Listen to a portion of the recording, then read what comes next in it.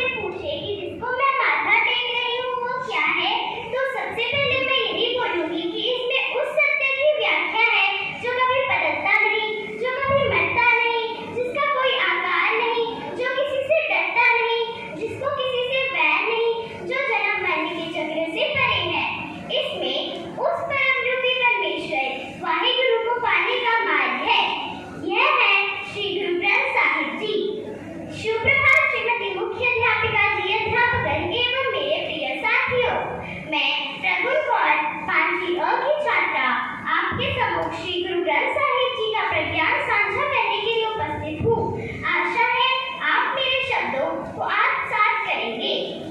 सतयुग और त्रेतायुग के बाद एक ऐसा समय आया जब मनुष्य के वैरी बन बैठे।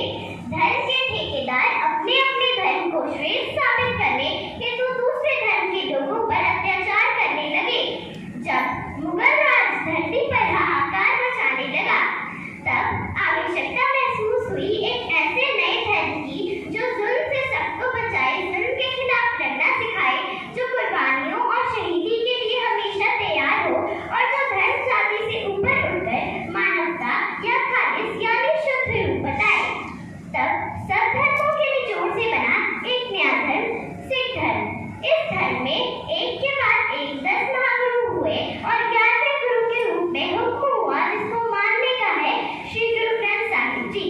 श्री गुरु ग्रंथ साहिब जी केवल एक धार्मिक ग्रंथ ही नहीं, सिखों के अंतिम और जीवित गुरु माने जाते हैं, जिसके समक्ष हम नतमस्तक होते हैं। श्री गुरु ग्रंथ साहिब जी वो महान ग्रंथ है जिसे खुद गुरुओं ने लिखा था और मानव धर्म को सबसे ऊंचा धर्म बनाते हुए इसमें हर धर्म के भक्तों की वाणी शामिल हो गई।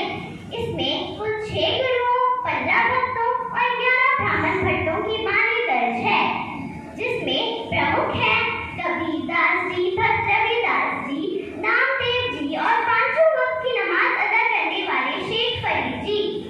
अव्वल अल्लाह नूर उपाया कुदरत के सब बंदे, एक नूर ते सब जग उपजया, कौन बने कौन मंदे। यानी सारी सृष्टि एक ही रब द्वारा रचित है, तो कोई धर्म या जाति एक दूसरे से नीच या श्रेष्ठ कैसे हो सकती है। वाणी कहती है, हिंदू, मुस्लिम, सिख, ईसाई बनने से पहले एक सच्चा इंसान बनो। गुरु ग्रंथ साहिब जी का पहला श्लोक जो लिखा गया था वह है, एक ओंकार सतनाम करता पुरख, निर्भव निर्वैर अकाल मूरत, अजूनी सैभव गुर प्रसाद जप।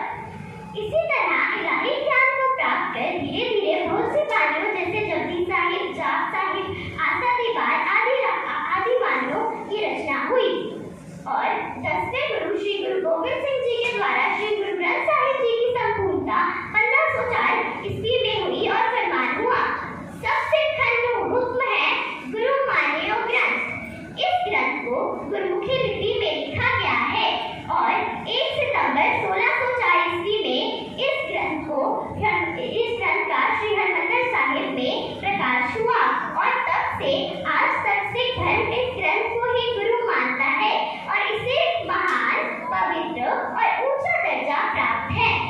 वैसे तो गुरु ग्रंथ साहिब जी में लिखा हर एक शब्द सच्चा और संदेशात्मक है, परंतु उनमें से कुछ प्रमुख संदेश हैं।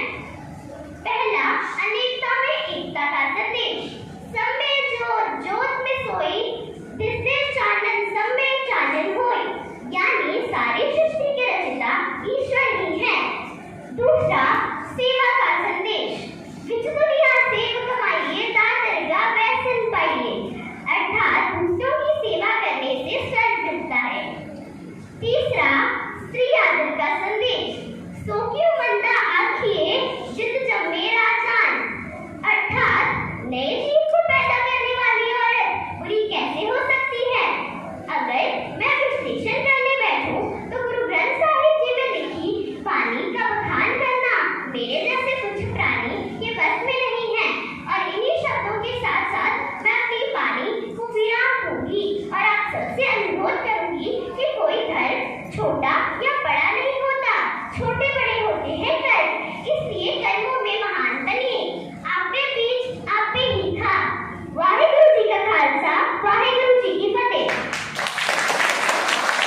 पैक कर हो गई सेव हो गई।